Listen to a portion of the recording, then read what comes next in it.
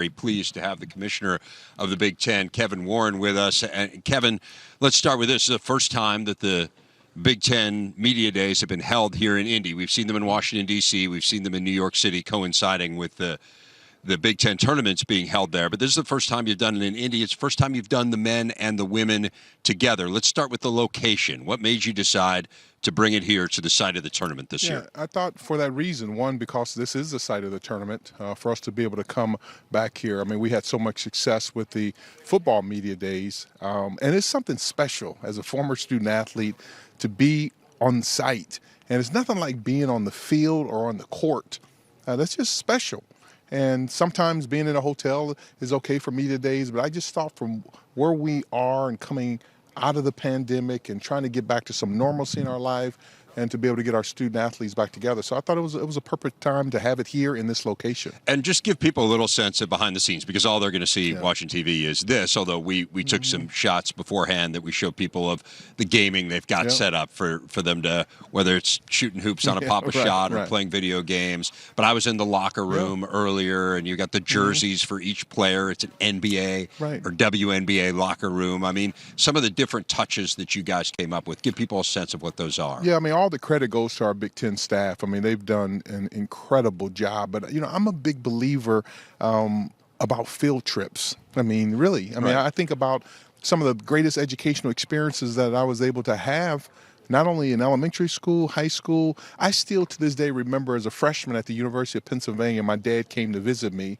and I was taking a class regarding like urban studies, and we toured Philadelphia. Still to this day, almost 40 years ago, it resonates in my mind. So I thought about if we could create an environment for our student athletes to come to play in a venue where the NBA plays, the WNBA plays, see what the locker room looks like, to have some time together, to really be able to be treated in a manner that they should. And for us to keep in mind that these are young people. They're still college students, and they deserve an opportunity to work so hard athletically and academically, but to create this environment, you never know what a day like today sparks in someone's mind. They may want to become a broadcaster. They may want to become a coach, a general manager, play professionally, or even own a franchise. And so I'm a big believer in field trips and really expanding their knowledge. Don't even need the parental permission slip. That's right. Field trips, right? They can just go on their own. What about bringing the men and the women together? It is, to me, it's probably overdue, right? But what's kind of, who sparked this idea, or kind of take me through how you got to this point? This was something that was really obvious to me. Even when I was interviewing for the job, I did a lot of research, and not in a judgmental fashion, but just looking for opportunities. And it was just so obvious for me that our women and men deserve to be together in the same environment. I mean, we have the best women's basketball coaches in all of college basketball. We have the best men's basketball coaches. We have the best players from a female and male standpoint. And so as I sat here even last year, even during the pandemic, these are a lot of the things that I was making notes on to say when we got an opportunity to be together, we have to come back to be together. And you could feel the energy on the stage from not only from our female coaches, but from our male coaches and from the student athletes. You know, I'm a big believer not to be just good or great. Let's be exceptional. Let's be in leaders. I mean, I have a vision that one day we'll have fans here. And so, I mean, hopefully we'll be able to do that even starting next year. And so I just think the more that we can lead in these areas, but it's long overdue from an equality standpoint. You know, our coaches from a female and male standpoint, and our players, they need to have equal access. And so I'm glad from this standpoint that we were able to start it here with Media Days, but it's just a start. We have so many other things planned. So I mentioned off the top, we've had Media Days in New York and Washington when the tournament was there. It has primarily usually been in Chicago, but again, you're bringing it to Indy. Take Media Days out of the equation, though. Let's talk about the tournament itself. So it was taken to the East Coast for a couple of years. Aside from that, it's always either been here or been in Chicago. I know Chicago's announced for next year. That was the tournament that was supposed to be there last year. As far as I know, there's nothing announced going forward. Now, maybe I missed it, but what are your ideas in terms of bringing it to other places in the footprint? And that's not to say, like, Indianapolis is an unbelievable host city. Chicago's a great host city, too. but kind of what are your ideas in terms of where you might go? Yeah, I'm a big believer. We've been blessed with our footprint that goes from Nebraska on the west all the way to New Jersey on the east. And we have 14 of the greatest institutions in the world in between, and incredible markets. And so I have a vision that the more that we can provide people with an opportunity for us to move the Big Ten brand around, the better we'll be. And so we're just in the beginning stages of thinking through kind of where are those options. We have to make sure we have the proper venue to provide that opportunity. We love Indianapolis. And as you know, as you said, we've been here, and they do an unbelievable job. Incredible. This is Yes, a great it's incredible. host city. It's right in the middle of our footprint, the hotels and restaurants and the venues. So we love Indianapolis. And that being said, I'm constantly trying to think through what is a way that we can continually grow, not only Big Ten football, Big Ten basketball, all of our sports, combine them, show the love between, within our footprint. And I think Football Media Days today is an example of how great this could be. We're on just the beginning stages. And so I have some ideas of incorporating fans into it, and incorporating just, all of our, corporate partnership relationships to help with our players on internships. And so we'll be working on those. But it is really important for me to make sure that we look at opportunities within our Big Ten footprint. So you may not know this. I'm going to make this about me for a moment. You made my day today. And I'm guessing maybe if you think about how you'll be able to come to the conclusion of how. But Lisa Byington Award that you announced today. Yeah, I saw what you did on your tweet. She's unbelievable. Yep. She is. Mike Hall always says she's the greatest success story of our network. Her perseverance and just her sheer ability. I mean, she is great at what she does. So tell people what you did. Tell people about kind of the how that came to be. And just know that someone who thinks the world of her is floored and thrilled today. I mean, I am such a big believer. I told the story recently. One of the reasons why I'm a lawyer, because there are two people who I met. There was a gentleman in our neighborhood, Judge Cecil Patterin. He's the first and only lawyer I knew growing up. He became a judge. But one day, during mine, I get emotional talking about it, summer of my freshman year at the University of Pennsylvania, I had a friend who went to Princeton. Her brother was a clerk in the Supreme Court. And he allowed me to look in Thurgood Marshall's office. I never met Judge Marshall, never sat at his desk, but I had a chance just to look in his office. And so I know the power of the look. And so when Lisa ended up getting hired by the Milwaukee Bucks, I'm a big fan of the Bucks, I made a note that day to say there's something that we have to do to have her to go to Northwestern, to be a two-sport star student athlete, to come and grind away. It's not like she did this for a year. She's been building this career, and she always does it with style, elegance, grace, and class, never complains. And then to become the first woman play-by-play announcer in the history of the NBA who's one of us, not only as a student athlete, but at the Big Ten Network, and to be right in Milwaukee, I told our staff, I went in the next morning and said, we have to do something to honor her. So to be able to come up with the Lisa Byington Award, to get the next Lisa Byington, to put our arms around this person, help them get their tape, help them to meet you, other people, get educated, to send them out to the world, that's really a legacy. And I think kind of like how I looked in Judge Marshall's office, when these people are able to look in Lisa Byington's office and to be able to see her on the court and watch that. And when I saw her on screen the other day, she was choked up. I was choked up when I see her in that Bucks, sweatshirt. I said, for her to be able to do that tells people that it can be done and dreams do come true. They do, and it was not an easy journey, and she persevered in ways that you Right. can't even fathom, and just let her talent speak for itself, and eventually the world figured it out, Right. and I'm so glad. I mean, those opportunities, it's the perfect way Yep. to honor her. It's the perfect way, Right. because you'll allow those people who are going to be that. She's the trailblazer Right. for that next generation Right. in so many ways.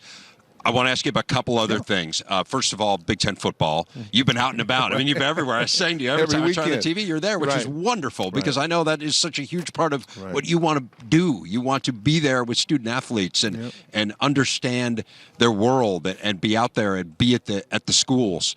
5 of the top 11 teams in the country right now. Right. What do you make of what's going on with Big Ten football? I mean, one, as you said, Dave, for me, I've been able to see 10 games already in person. It's spectacular. I mean, I missed it. And to see our teams perform so well, all the way from top to bottom, but to have 5 of our teams in the top 11 and the way that they're playing, and they're playing hard, and we're getting ready to get into the teeth of the season right now. So I think a lot of the success that they're having is really the toughness and the grit and the discipline that our coaches were able to show from a leadership standpoint last year.